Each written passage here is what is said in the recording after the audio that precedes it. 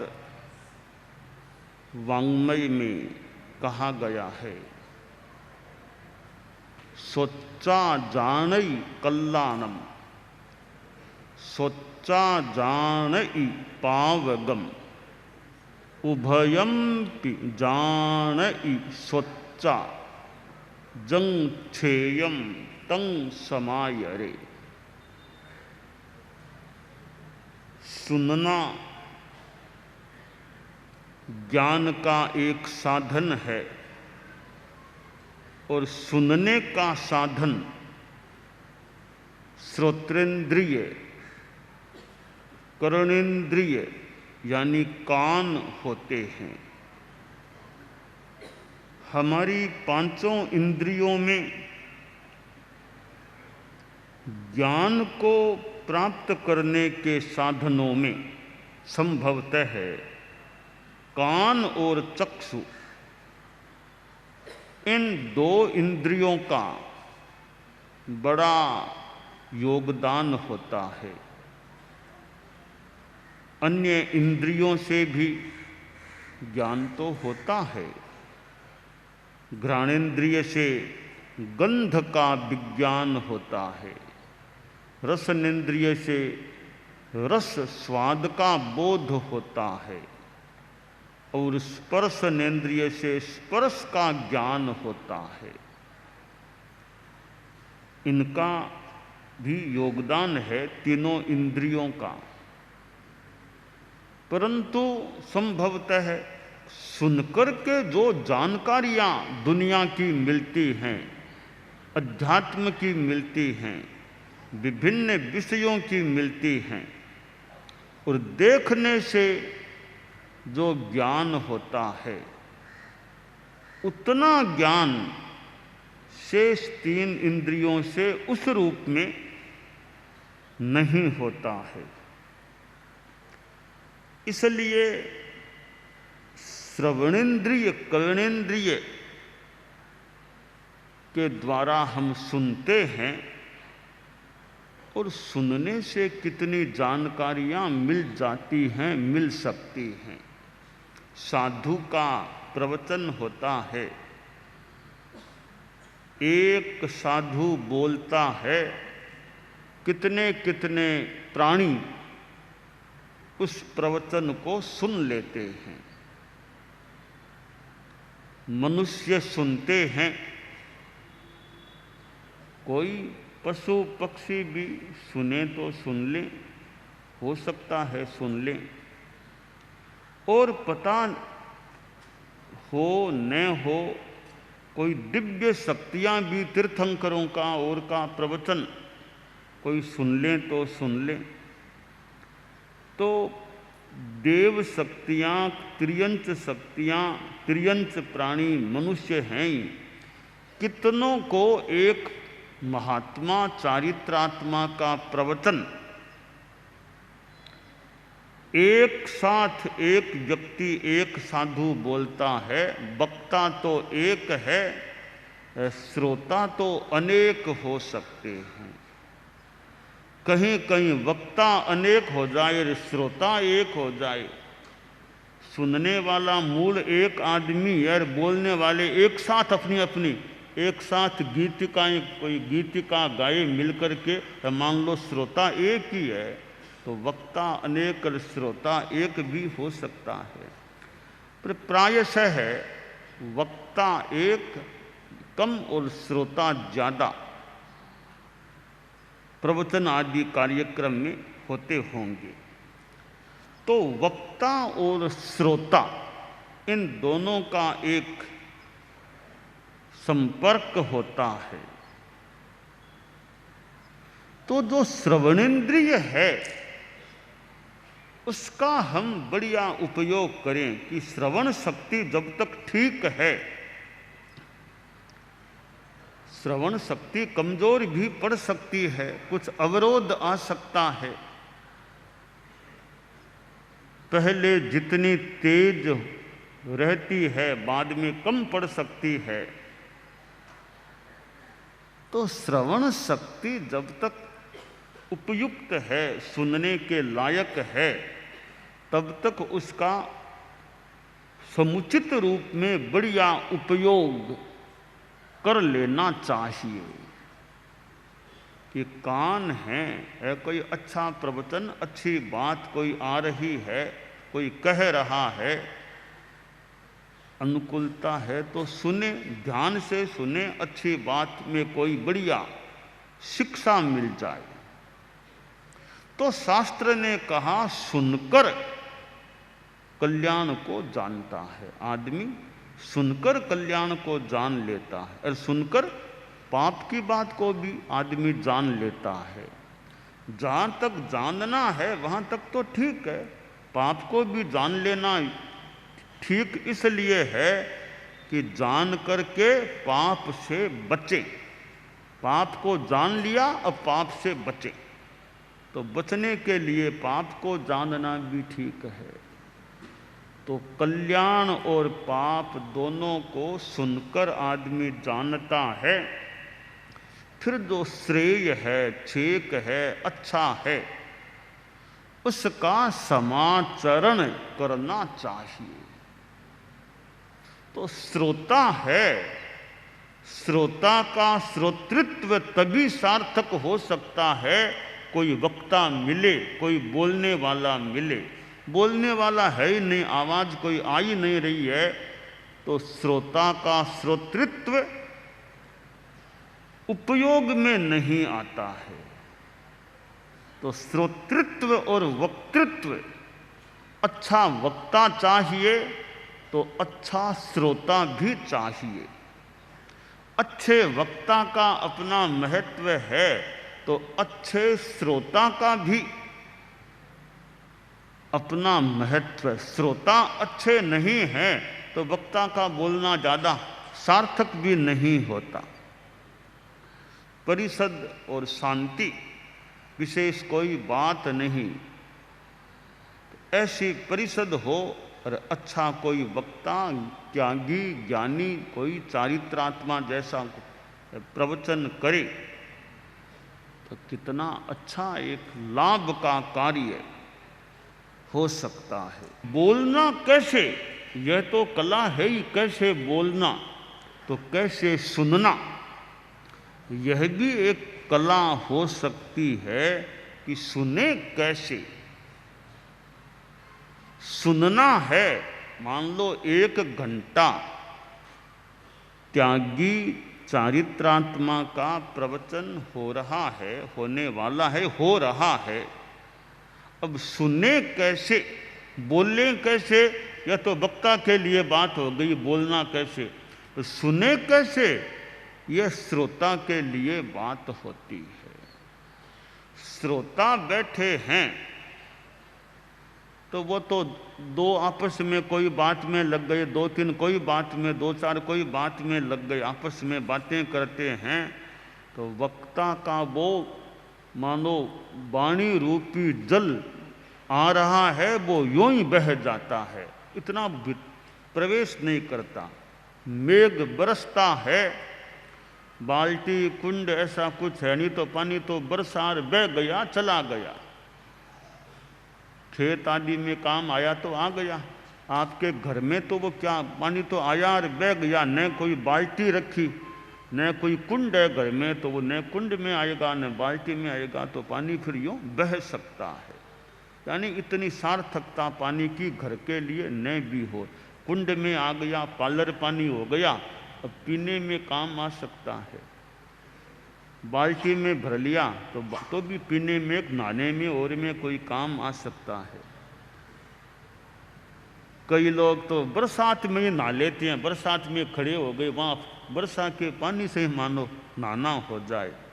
तो खैर, जैसे वर्षा के पानी का उपयोग अनुपयोग दोनों हो सकते हैं, या कहीं दुरुपयोग भी हो सकता है।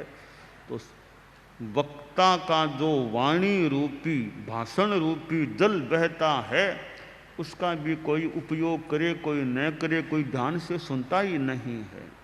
तो सुनने के लिए आवश्यक है मौन करना। अच्छा श्रोता वह है जो श्रवण काल में मौन रखता है, बीच में बातें नहीं करता है। तो तो अच्छा श्रोता होने का एक लक्षण यह बन सकता है कि श्रोता वक्ता न बने, श्रोता श्रोता रहे, बीच में बातें न करे। तो बीच में बातें न करना, मोटा मोटी लगभग मौन रखना, यह अच्छे श्रोतृत्व का या सुनने की कला का एक सूत्र है कि श्रोता बोले नहीं, बीच में बातें न करें। तो मौन रखना यह अच्छा सुनने की कला का एक सूत्र होता है। दूसरी बात है कि श्रोता में सुनने की उत्सुकता, इच्छा है या नहीं। मौन तो है, बातें तो नहीं करता, ठीक है, एक बात ठीक है, बातें नहीं करता, मौन है, पर सुनने के प्रति रुझान है या नहीं, सुनने का मनोभाव है या नहीं, उत्सुकता है या नहीं। तो वो होनी चाहिए कि मैं सुनूं, ध्यान से सुनूं क्या बात आ रही है। तो अच्छा सुनने की कला का दूसरा सूत्र है श्रवणोत्सुकता का होना, श्रवणेच्छा का होना। इच्छा होना भी अपने आप में एक अच्छा श्रोता बनने का सूत्र बन जाता है। तो श्रवणेच्छा, बोलना नहीं, बीच में बातें नहीं करना, पहली बात। दूसरी बात है श्रवणेच्छा, सुनने की इच्छा, उत्सुकता, सुनने के प्रति रुचि, आकर्षण, वो होना अपेक्षित है अच्छा श्रोता बनने के लिए। तीसरी बात है कि सुनता है तो सुन लिया, सुनने के साथ समीक्षा बुद्धि होनी चाहिए। हालांकि सब में तो हो न हो, थोड़े जो अच्छे प्रबुद्ध आदमी हैं तो समीक्षा बुद्धि कि यह बात कैसे आई। कहीं कहीं वक्ता की भी तो बोलने में भूल हो सकती है, गलती हो सकती है, मिस्टेक हो सकती है। तो अच्छा श्रोता समीक्षा करे, पकड़े कि वक्ता ने यह भूल की लगती है, यह बात ठीक नहीं आई लगती है, या शब्द का उच्चारण भी ठीक नहीं किया लगता है। तो श्रोता में समीक्षा बुद्धि भी होनी चाहिए। ध्यान से सुनेगा फिर समीक्षा भी, क्या बात आई, एकदम एप्रोप्रिएट बात आई है, कुछ बात गड़बड़ लग रही है, असंगत बात लग रही है। तो यह श्रोता का तीसरा लक्षण है कि उसमें समीक्षा बुद्धि होनी चाहिए। चौथी बात है कि श्रोता है और कोई अच्छी बातें प्रवचन में मिली हैं तो उनको हृदय में नोट कर लो, या फिर ये पेंसिल डायरी ऐसा कुछ अच्छी बातों को जो नोट कर लेते हैं, उनको वक्तव्य की सामग्री भी मिल सकती है, खुद के लिए भी कभी वापस पढ़ने में काम आ सकती है। तो श्रोता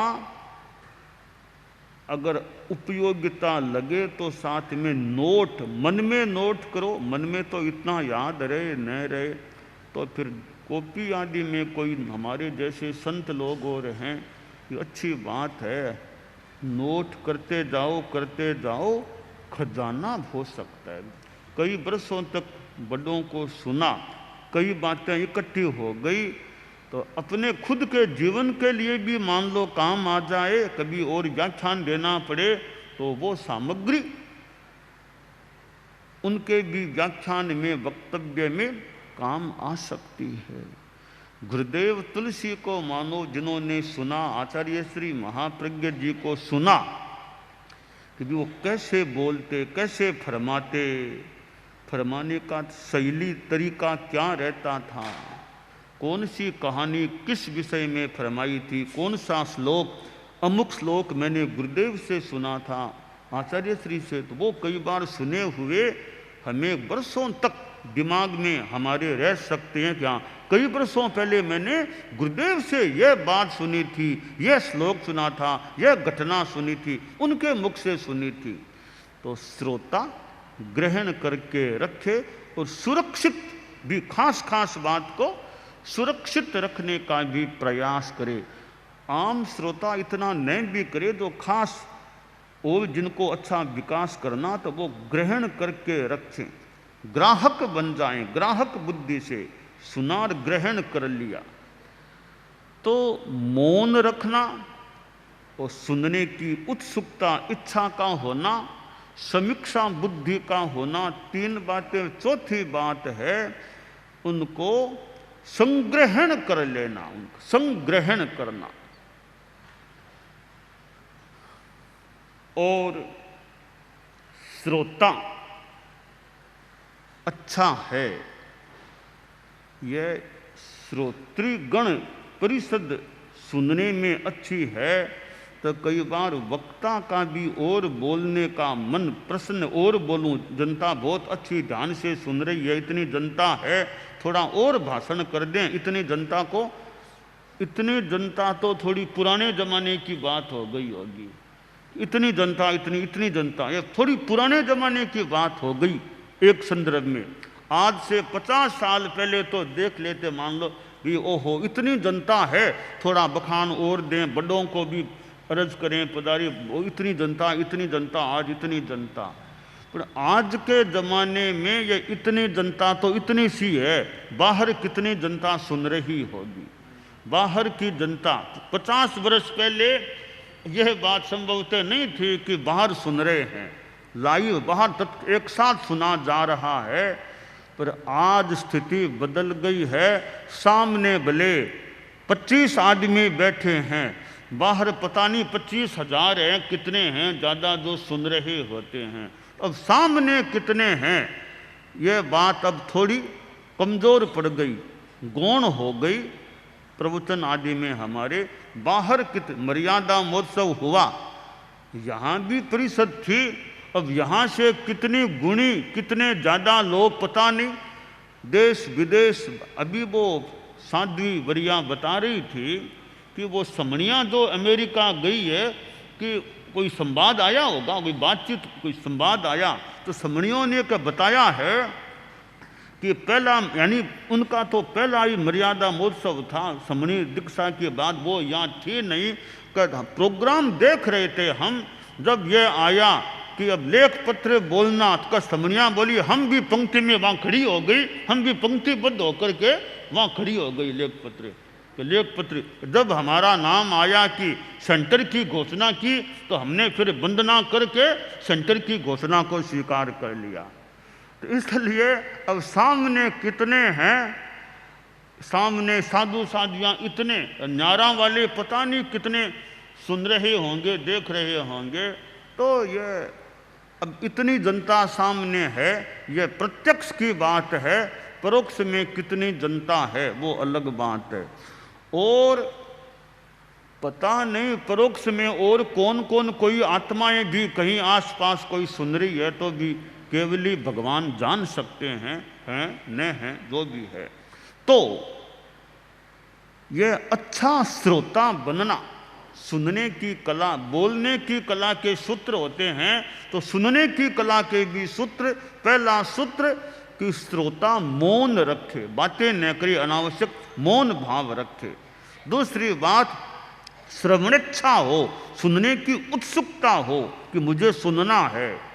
और तीसरी बात कि सुने और समीक्षा बुद्धि से, कि क्या बात कैसे समीक्षा कर सके, तो समीक्षक बुद्धि से सुने।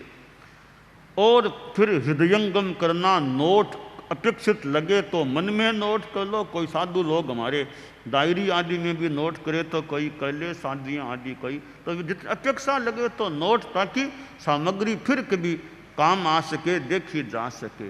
तो इस प्रकार हम अच्छा वक्ता बनने वाले अच्छा वक्ता बने, तो अच्छा श्रोता भी हम बने, कि सुने, ध्यान से सुने। तो ये सोचा जाने कल्याणम, सुनने की जो बात शास्त्रकार ने कही, तो हम अच्छे श्रोता बनेंगे तो हमारा सुनना अधिक सार्थक हो सकेगा।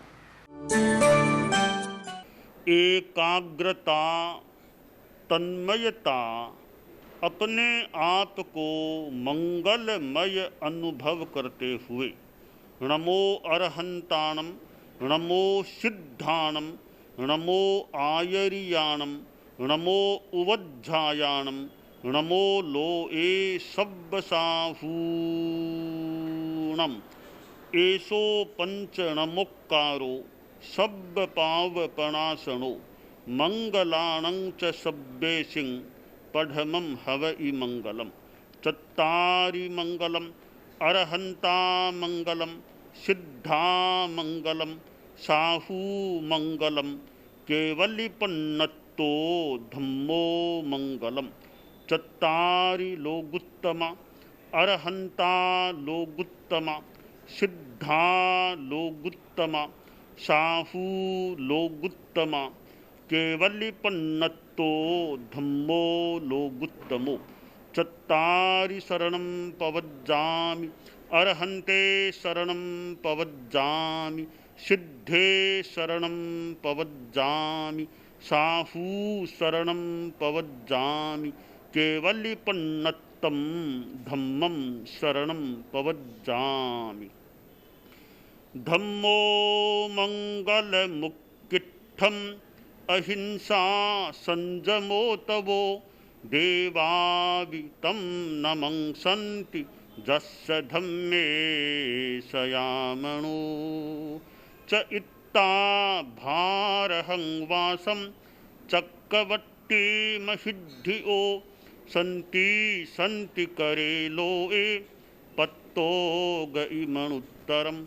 देव दानव गंधर्वा जख रक्षस किन्नरा बंभयारिं नमंसन्ति दुक्करं जे करन्ति तम्। मंगलं भगवान् वीरो मंगलं गौतमो गणी मंगलं स्थूलभद्राद्यः जैन धर्मोस्तु मंगलम। मंगलम मतिमान भिक्षुः मंगलम भारमल्लकः मंगलम रायचंद्राद्या मंगलम तुलसी गुरुः महाप्रज्ञोस्तु मंगलम। तेरा पंथोस्तु मंगलम।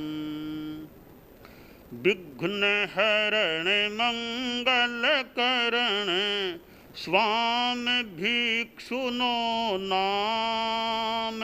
गुण ओळख समरण किया सर अचिंत्या काम। विघ्न हरण मंगल करण स्वामी भिक्षुनो नाम। गुण ओळख समरण किया सर अचिंत्या काम। विघ्न हरण मंगल करण स्वामी भिक्षुनो नाम। गुण ओळख समरण किया सर अचिंत्या काम। सर अचिंत्या काम। सर अचिंत्या काम। एक दिवसीय त्याग आज आज के लिए धारणानुसार त्याग